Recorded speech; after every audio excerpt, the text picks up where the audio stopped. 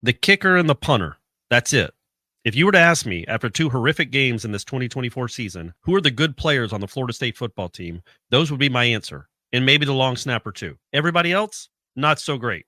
Some are better than others, obviously. And yes, the quarterback play was downright horrific in Florida State's 28-13 loss to the Eagles. But after two games, the most obvious issue with the Florida State football team is this.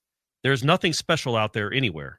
We knew this wasn't going to be as good a team after losing the likes of Verse and Travis and Coleman and Fisk, but we thought, or maybe hoped, that the replacements would be good enough to at least challenge for a spot in Charlotte and a berth in the college football playoff. Instead, after two games, you're left to wonder, rightly, if this team can get to a bowl.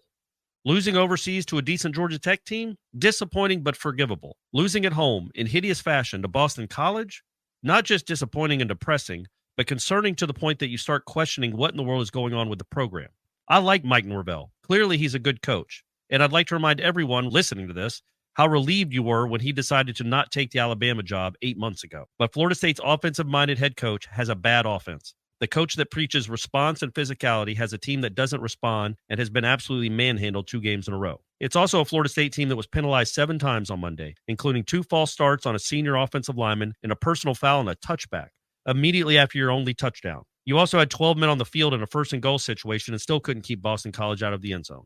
And let's not forget, maybe the silliest decision of the entire Mike Norvell era on the first drive of the second half when he elected to go for it on 4th and 5 from his own side of the field in a one-score game. I would have thought that was a bad choice if Jordan Travis was still the quarterback. And Jordan Travis, if you haven't noticed, is not still the quarterback. The result was a game-changing interception. It was a panicky move by a coach who needs to figure out how to move the ball and score points when number 13 isn't taking the snaps. It'd be nice if this offense could establish any sort of running game, but alas. And that's maybe the most disappointing, concerning part of this whole Florida State football program right now. No physicality. They don't own the line of scrimmage against anyone, and why in the world would we think that's going to get any better as the season goes on? Because there are a whole lot better defenses out there than Georgia Tech and BC, I can promise you that. Boston College rushed for over 260 yards. Florida State ran for 21. That's just pathetic and embarrassing. This Florida State team is supposed to be big and bad and physical on both lines of scrimmage, and the Seminoles have essentially been punked 2 games in a row. What in the world? We can write and talk and video and complain about the quarterback all we want. And trust me, I know there's plenty of ammo on that front, and that will absolutely be something to monitor during the bye week, because what we saw on Monday, especially in the first half, was as abysmal as anything we've seen from an FSU quarterback in a good long while.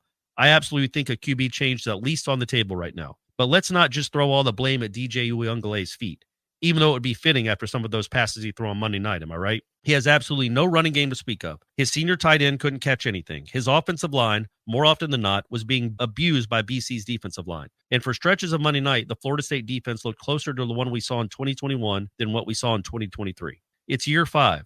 Nobody was expecting another undefeated season. But we sure as hell weren't expecting to watch this team start stumbling backwards again so quickly. Maybe this thing will improve. Or maybe it goes off the rails completely. I have no idea at this point. I do know that so far, through 2 games, the post-Jordan Travis era at Florida State looks eerily similar to the pre-Jordan Travis era. And that's one of many reasons to be concerned.